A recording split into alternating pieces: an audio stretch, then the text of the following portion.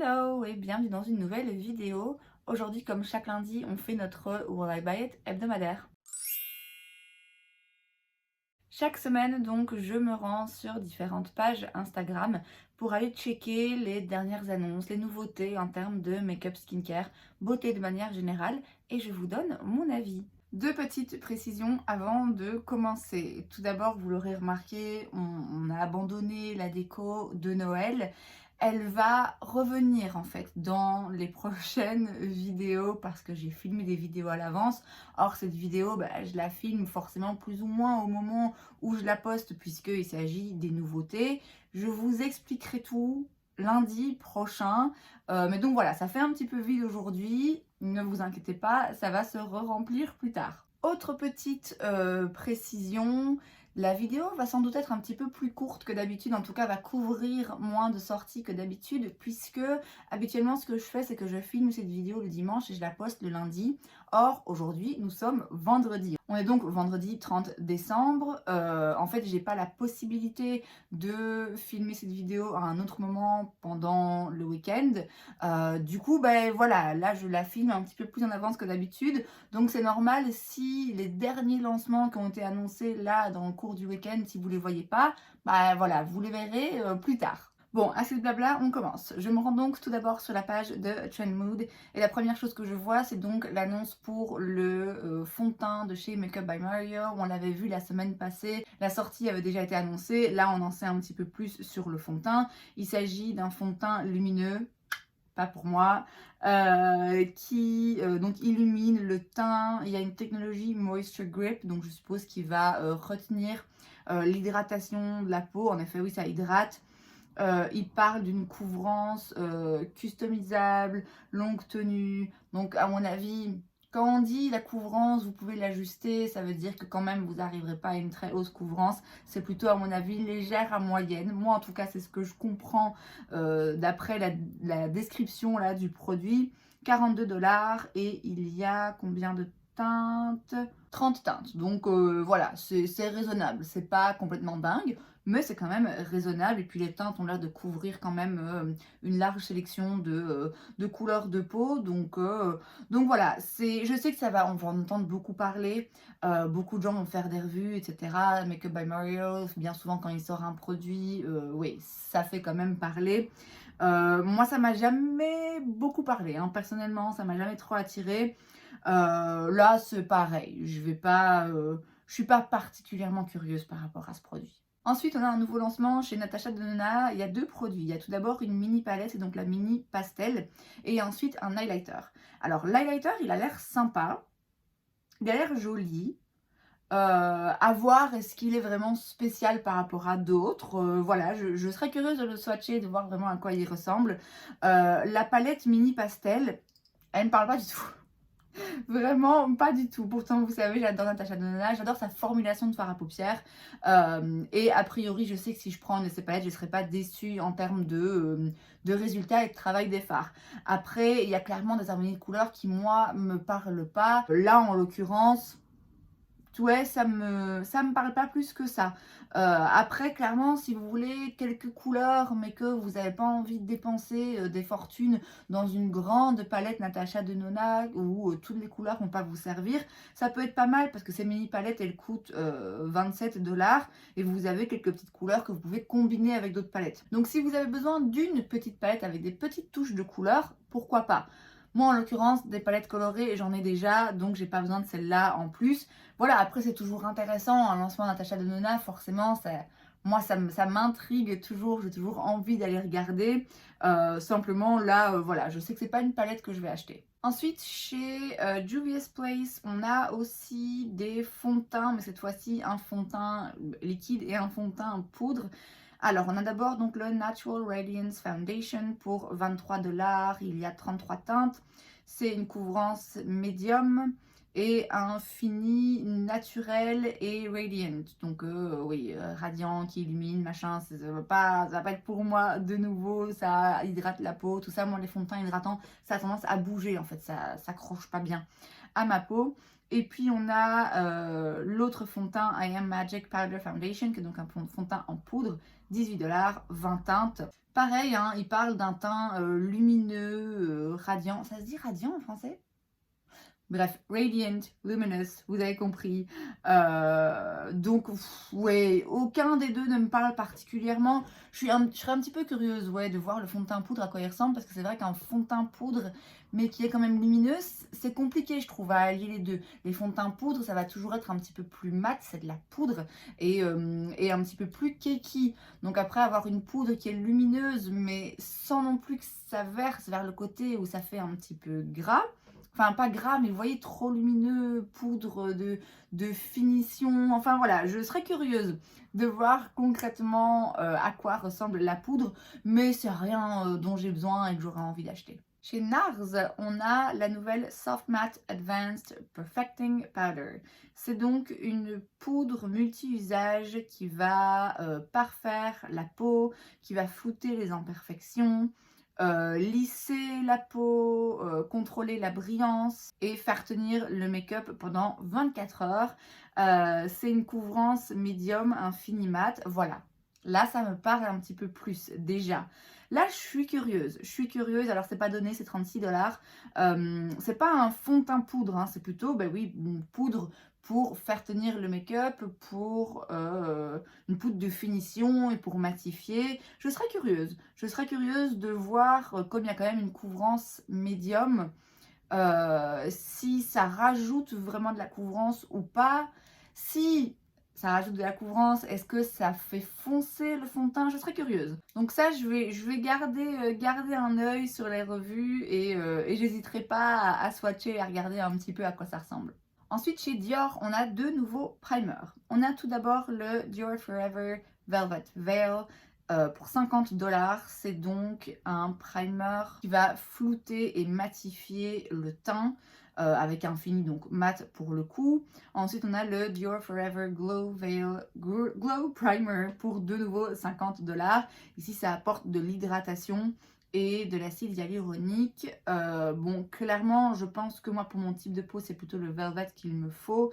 Bien que, bon, même si j'ai la peau grasse, j'ai quand même besoin, enfin, grasse mixte, j'ai quand même besoin d'hydratation. Mais c'est vrai que parfois, en dessous d'un fond de teint haute couvrance, avec un fini mat, j'aime autant mettre un primer plutôt hydratant pour m'assurer quand même que ma peau ne dessèche pas trop au fur et à mesure de la journée. Après, c'est 50 € le primer, vous voyez, donc clairement... Je vais utiliser ceux que j'ai, d'autant plus que les primers, au plus j'en utilise, au plus j'en teste en fait quand je fais, j'ai fait dernièrement, enfin il y a un petit moment déjà, mais des vidéos où je teste un primer sur une moitié de mon visage, au plus je me rends compte que concrètement il y en a peu qui font vraiment un effet visible. Donc voilà, je vais me contenter des primers que j'ai déjà. Mais ce que je trouve intéressant, c'est qu'ils sortent deux primers en même temps pour deux types de peau différents, pour deux types de make-up aussi différents. Donc ça, quand même, c'est pas mal. On a un petit peu plus de photos des palettes Colourpop dont on avait parlé la semaine passée. Et la semaine passée, je vous avais dit que je trouvais que les deux ensemble, ça faisait un petit peu penser à l'harmonie de couleurs de la Retro Glam de chez Natasha Denona. Et que particulièrement la rose, on avait l'impression en fait qu'il y avait quelques teintes qui tiraient un petit peu vers le vert d'eau. En réalité, maintenant qu'on a des photos un petit peu mieux faites, parce que la fois passée c'était une vidéo, on ne voit pas forcément les couleurs de la même façon, on voit qu'on en a une, non, qui est vraiment vers les roses avec un petit peu de gris, et l'autre vraiment vers les verts. Et dans la palette verte, il me semble qu'il y a un petit fard là, duochrome. Donc bon, je ne vais pas m'étendre parce qu'on les a déjà vus passer. C'est des énièmes palettes Colourpop. Bon voilà, elles sont jolies, elles sont toujours jolies. C'est toujours des harmonies de couleurs qui attirent le regard, qui donnent envie. Maintenant, ça me donne pas assez envie que pour l'acheter. On a une nouvelle collection chez Essence, c'est la Hugs and Teddies. On a donc un chouchou pour les cheveux. On a des pinceaux, on a des glosses, des crayons à lèvres, des stickers pour les ongles, un vernis à ongles. Et on a aussi une petite palette qui combine en fait palette pour les yeux et palette pour le teint. Alors ça peut être intéressant. Moi personnellement, c'est le genre de palette qui m'angoisse parce que j'aime pas quand tout est mélangé en fait. Après, ça a clairement un côté pratique, hein. Je comprends que ça va parler à beaucoup de gens d'avoir une même palette dans laquelle tout est réuni. Tout le monde n'a pas forcément envie d'avoir 20 000 palettes différentes, hein, je l'entends bien. Moi personnellement, je sais que ça va pas m'intéresser. Après, Essence, c'est toujours intéressant parce que c'est des très petit prix. C'est parfois un petit peu qui tout doux, parfois des produits qui vraiment sont pas dingues, mais il y a quand même régulièrement des très bonnes surprises. Et puis là, en l'occurrence, la collection est mignonne. Voilà, maintenant c'est rien qui me parle, mais c'est mignon et c'est pas cher. On va apparemment avoir des nouveaux produits chez Kosas, des Baked Blushes, donc des blushs avec une formulation, une poudre cuite en fait. J'ai un bronzer de chez Kosas, pareil, hein, en texture comme ça, poudre cuite, baked, qui est absolument splendide. J'ai une poudre transparente pour fixer le make-up et flouter la peau et tout, que j'adore. Elle est absolument splendide, cette poudre. Donc là, clairement, je suis curieuse. Je suis curieuse. Bon, là, on n'a qu'une photo volée, donc c'est difficile de voir vraiment précisément ce que ça va donner. Je serais curieuse de voir la sélection de teintes. Je sais que ça va me donner envie. Je ne l'achèterai pas, mais je suis curieuse. Et je suis curieuse de voir des revues et de voir ce que les gens en pensent. Mais c'est vrai que Kosas, ils ont quand même pas mal de chouettes produits. On passe sur la page de Trendstopia et on a la Maneater Caritude Mini Palette de chez Tarte. C'est donc une petite palette avec 6 fards, 25 $. Oui, voilà, des teintes, en effet, dans la saison, hein, plutôt hivernale. Un packaging qui est mignon. Oui, des jolies couleurs qui vont bien s'accorder, qui vont s'utiliser facilement. Bon, rien de bien particulier là, d'après moi. Too Faced, on l'avait vu pareil, hein, déjà la semaine passée, il y a 2 semaines, ils sortent là pas mal de produits pour le printemps. On avait vu les blushs, une nouvelle palette et tout. Et là, il y a aussi un nouveau spray pour fixer le make-up, c'est le Makeup Insurance Longwear Styling Spray pour 34 $. C'est le Makeup Insurance, là, ils avaient déjà fait une base de fard à paupières qui était très bien réputée. Donc là, c'est dans la même gamme, on va dire, mais en mode spray pour fixer le maquillage.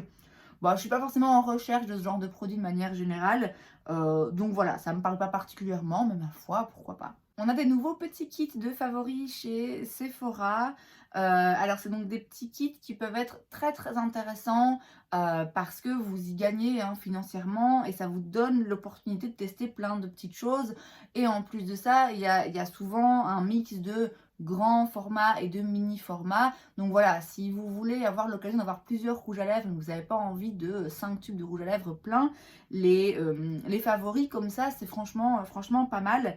Après, ça dépend de l'état de votre collection. Moi, clairement, je sais que finalement, c'est pas du tout avantageux pour moi parce que j'ai déjà pas mal de produits et donc du coup j'ai des doublons ou j'ai des produits simplement qui moi m'intéressent pas. Il faut quand même toujours prendre en compte concrètement dans un kit de 5 produits, même si finalement vous payez 5 produits ou le prix de 3 par exemple, posez-vous la question, est-ce que ces 3 produits vous les auriez vraiment achetés ou pas? Parce que parfois on voit l'avantage financier, on voit le gain d'argent, mais on oublie qu'on doit quand même dépenser de l'argent.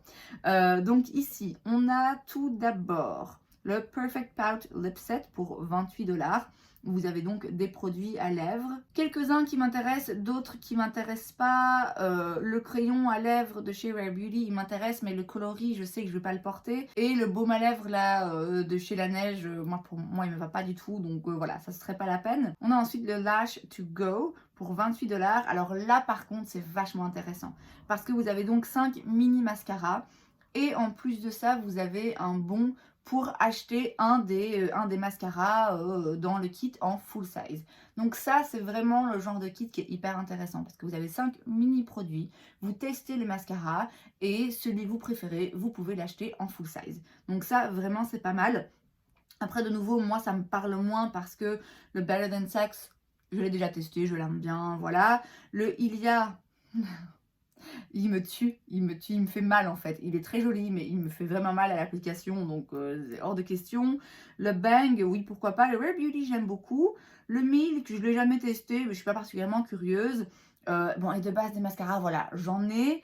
Mais c'est intéressant. Ça, c'est le genre de kit qui est pas mal. Et pour les mini parfums, c'est le même principe. Donc, vous avez 5 petits échantillons. Bon, là, c'est plus cher, forcément. C'est 72 $, mais vous avez 5 échantillons et un bon, du coup, pour acheter l'un de ces 5 parfums. Bon, moi, les parfums, ça me parle moins. Mais si vous êtes en recherche ou si vous voulez faire un cadeau à quelqu'un, offrir un parfum et que vous ne savez pas quel parfum il aime, bah, ça peut être aussi une bonne option. Chez Laneige, on a un autre petit kit, c'est le Midnight to Morning Hydration Set pour 21 $. Vous avez donc le Lip Sleeping Mask, que moi je viens de le dire, c'est non, il ne fonctionne pas sur moi, c'est une horreur. Le Water Sleeping Mask, qui est donc un masque hydratant, et le Cica Sleeping Mask. Le tout dans des petits contenants, donc ça c'est pas mal à la limite si vous connaissez les produits et que vous les aimez parce que ça vous donne un petit kit facile à emporter pour voyager ou quoi. Ou si vous aimez les produits de la neige et que vous voulez en tester plus. Moi je vous l'ai dit, voilà, je vais pas acheter un kit où il y a déjà un produit où sûr et certain j'utiliserai pas et les deux autres j'en sais rien. Donc pour moi c'est prendre un risque, mais c'est quand même toujours intéressant ce genre de petit kit. On a ensuite des nouveaux produits dans la marque Sephora, donc Sephora Collection. On a tout d'abord des glosses pour 9 $, des couleurs simples passe-partout et aussi des couleurs un petit peu plus spéciales. On a les Color Shifter Mini Palettes pour 10 $. Vous avez 5 teintes. En fait, vous avez 4 fards mat ou légèrement métalliques satinés. Et vous avez un topper qui va aller changer en fait l'aspect des 4 autres fards que vous pouvez aussi porter seul. Donc ça, ma foi, c'est intéressant comme concept. Ensuite, on a les Destination Eye Palettes. Et là, ça coûte 15 $ et vous avez 7 fards à l'intérieur. En termes d'harmonie de couleurs, on est toujours sur des harmonies, on va dire, faciles, simples à porter au quotidien. Mais il y en a aussi 2-3 un petit peu plus fun avec des petits pops de couleurs. Bon, c'est toujours des prix très abordables, donc ça reste évidemment intéressant. Ensuite, on a plein de nouveaux produits chez Wet n Wild. Alors, on a des produits pour les lèvres, des espèces de baumes colorés, des rouges à lèvres, des glosses, des duos qui imitent les Shine Loud de chez NYX. On a des produits pour les yeux, des liners, des sticks. Oui, des sticks pour les yeux apparemment. Une base pour les yeux, on a des poudres, on a des blushs, on a du démaquillant. Voilà, on a plein de choses. Wet n Wild, c'est une marque très abordable.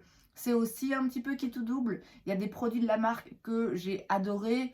Il y en a d'autres qui étaient vraiment pas ouf. Mais bon, de nouveau, si vous voulez tester du nouveau make-up, si vous voulez vous faire plaisir avec un petit rouge à lèvres et que vous n'avez pas envie de dépenser 20 balles, bah clairement, Wet n Wild, c'est quand même une option assez intéressante. Et on termine avec un autre petit set, cette fois-ci chez Glow Recipe. C'est 33 $, c'est pas si cher. Ou alors après, c'est des mini. Hein.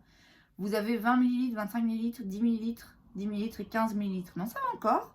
Ça va encore. C'est pas si cher parce que Glow Recipe, c'est quand même une marque qui est pas donnée, mais ils font des bons produits. C'est vrai qu'ils font des bons produits. Certains que j'ai moi-même testés, d'autres que j'ai pas testés, mais dont j'entends dire tellement de bonnes choses. C'est à chaque fois à base de fruits.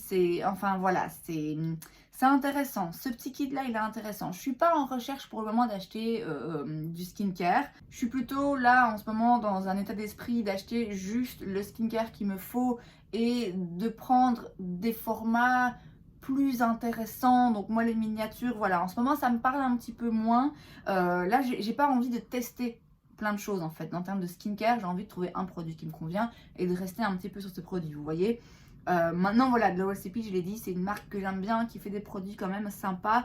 Donc clairement, si vous avez envie de tester, d'expérimenter un petit peu la marque, 33 $ pour le set, c'est vraiment pas cher pour le coup. Et c'est donc tout pour cette vidéo, j'espère que ça vous a plu. Si c'est le cas, n'hésitez pas à laisser un like. Vous pouvez aussi vous abonner à ma chaîne parce que c'est gratuit, donc pourquoi pas. Et moi, je vous vois la prochaine fois. Bye!